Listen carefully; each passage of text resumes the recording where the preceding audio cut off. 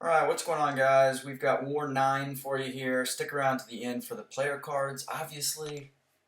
But we're up against New Nation, NEWN. They're a very strong alliance.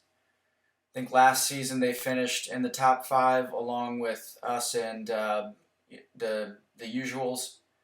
But here I'm going to be taking path 3, so I've just got this torch here and then this hood. I'll be using Quake for them, and then I'm going to be taking path 2 again. I will not be falling for the Mysterio Quake trap, and I'll talk about exactly why that's a trap. I will be taking this Iron Man on debuff immune with my beastly crossbones, and then there's nothing really up there for me on Mini Island. I wasn't sure at this point who I was, like if I was going to take any of those mini bosses. So anyway, I'm going to be bringing Quake. For most of my fights, I'm going to be bringing Nick Fury for that Mysterio, and then also obviously great synergy and extra attack for Quake, and then also Crossbones just for the one Iron Man fight.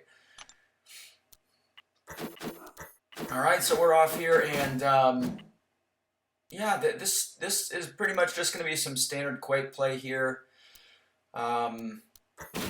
I am currently running half suicides, or at least when I recorded, I was running only half suicides, just the bleed suicide. I do have 3 out of 3 in willpower, but Quake with full suicides is awesome. The damage is awesome, but she just loses so much health. I think without getting touched, she's going to lose about 70% of her health if she's got 3 of 3 willpower and full suicide. So this minimizes that down to about 10% of health lost if you don't take any hits or any block damage, which is great. You know, that's basically one small potion that you can get from Glory, which is a lot better than using those 80 unit potions for war. So off to a pretty good start to this war here.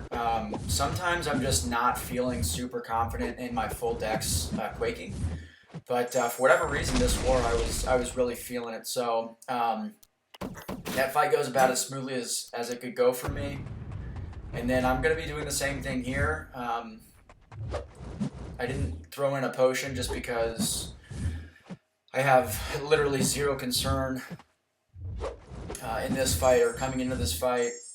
I'm doing a ton of damage. I think I'm going to have to go through 3 stun cycles or aftershock cycles, which is pretty fast. It's a pretty fast kill. It might end up being 4 actually, but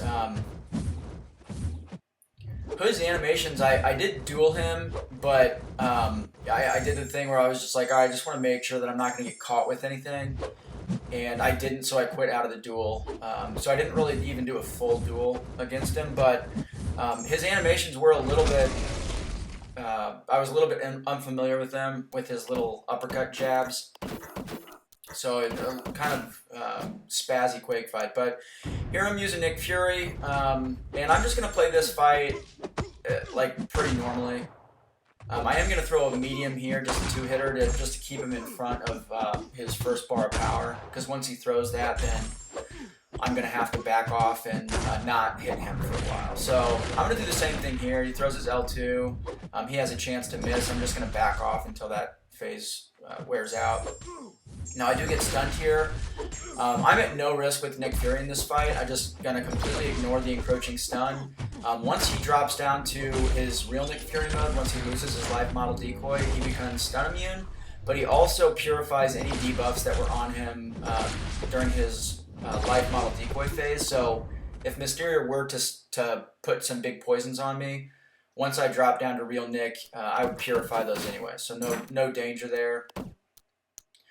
And then this is just another standard Quake fight. Red Skull is a flow defender, just like Hood. Or I guess he's a control defender, so he's positively affected by flow.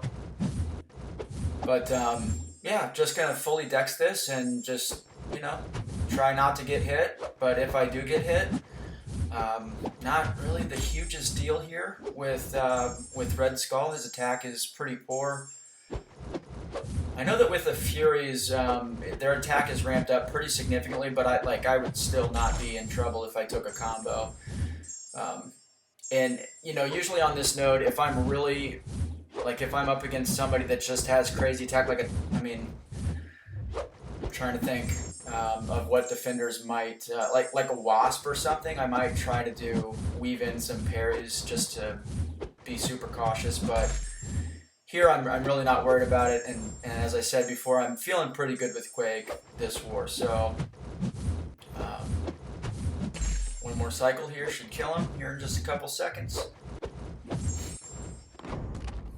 And you'll notice too with some of these flow defenders like Hood, even if they get super low on their health, I don't want to throw a heavy to try to end the fight, because if I don't end the fight, I could crit on that heavy, and I could proc flow, and then they would gain power, and that would just be something to play around. So with crossbones, I want to block to bait out that first heavy, and then I'm just going to hold my hold my block to proc overrun, which is going to give me several furies at the expense of some armor and block proficiency, which just means I'm going to be taking a little bit more damage on blocked hits, but really no issue.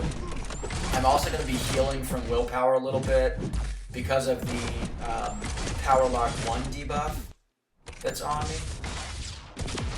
Which is funny, every time I proc a Fury, I keep dropping that, I keep purifying that debuff, it's kind of cool that he does that, but it's also, then it just reapplies, which, I don't know, it's just a pretty cool mechanic, but Crossbones is the man for this fight, guys. I mean, he is so good.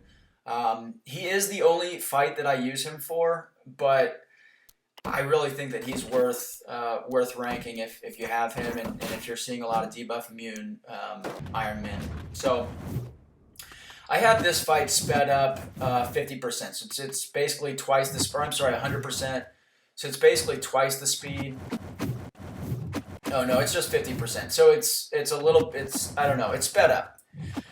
This man thing is only a 565, but he does have a lot of health, and since I'm not running full suicides, just the half suicides, the fight does kind of take quite a while. But you guys have seen me Quake Man Thing at least a couple times earlier this season, so it's pretty standard. I'm just trying to not get hit.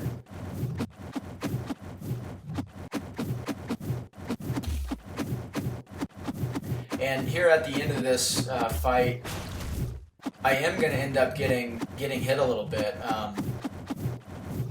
just because, as I'll kind of talk about this in the fight after this one against the Annihilus Mini, which I'm going to take with Quake. But once I'm like quaking past like 90 seconds, like if it's a fight that's taking longer than a minute or like a minute and a half, like my thumb agility starts to wear down, and it's kind of weird, but like my reflexes are just they start to like kind of dwindle a little bit. So this is a rank 3 Annihilus. There's a lot of health here. I really wasn't worried about this fight, but I did put on an invulnerability boost just in case, mainly because of what I just talked about with the Man Thing fight. I knew that because of the health pool, this was going to be a longer fight, and he's debuff immune, so he's going to be super aggressive, and I'm never going to get that relief when he's stunned to kind of, reset and stuff. So I put on the invulnerability because I kind of expected that at some point towards the end of this fight, my hand-eye coordination or my thumb agility or whatever you want to call it would fail a little bit, and I would probably take a couple hits or two. So that's why I threw on the invulnerability boost. But I do feel really comfortable quaking Annihilus. I think that for the most part, he's one of the easier champs to quake, and he's also it's almost beneficial to do parry style against him, because he's going to inflict those debuffs on you on your block, and you can just heal from those with willpower. So I guess in a sense I'm kind of just I'm just feeling it right now with Quake, and I'm kind of flexing a little bit with my decks, but I don't think that, like, if you're not comfortable going full decks, I actually think it might be a net positive to go ahead and play like block style or parry style with Quake against Nihilus, if you can, obviously. As long as you're running willpower. So this is, we're already 2 minutes into the fight, and it looks like I'm going to need another 2 aftershock cycles. So this fight is just taking forever. And here in a second, as predicted, I am. Look, with him at 3%, my thumbs are just like, I can't do this anymore. And I'm going to get popped here a couple times. So only one of those hits actually did damage because of the indestructible, but that's it. So that's it for my war. We're actually going to take a break here and watch what is my favorite fight of the season for anybody in 4 Loki. This is Yusafa. He's in BG2, and he took this rank 2 Sim Supreme with Magic. Now this is limited immunity. So he's immune to debuffs for the first 25 seconds, which means with Magic, typically you want to slow play the first 25 seconds because you're not going to be able to power lock him. But Yusafa is he's not playing around with that stuff. So he's just going to go to town here. And this fight gets absolutely insane. Sim, he easily gets to a bar of power because of flow. Now he's at 2 bars of power. He does get power drained. But, yeah, Yusafa is just no concern whatsoever. He's just going to back up, do a crazy risky intercept, and just doesn't care. Like, he's just going to intercept everything here.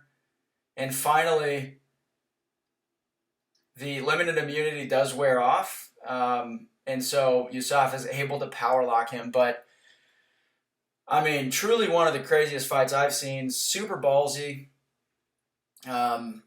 I've seen my man Yusafa, and he definitely has large balls. So good for him. Funniest fight. I cried laughing when I watched that fight. But that is the war for us. We lost this war. We're likely out of the running for top 3 at this point, which is a bummer. But I did have a good war. I finished with a 9.58 power rating, which I believe is my 2nd highest on the season. I finally had a war where I fought more than 3 defenders without dying. So I was 7-0 that war. And that bumped me up from 9th in power rating in the Alliance to 7th. Here's my comparison with dreamin. I'm 2nd in BG2 in power rating, or BG3 in power rating, but I'm 7th overall. He's 1st overall in the Alliance. Bryn had an awesome war. He got the silver card with a pretty high power rating. Usually that'll get him the gold, but B Manny, the man, the boss killer in BG2, just a beast. He finishes with 13.29. power rating on the week. He gets the gold card. And then Chella Zay from BG1. He's a beast. He has his own channel. He posts war videos a lot. You guys should definitely check him out. Really, really, really good player. But he's the legend card for this war with a per season PR average over 100. So good for him. Hope you guys enjoyed the video. Leave a like and a comment. I'll catch you next time.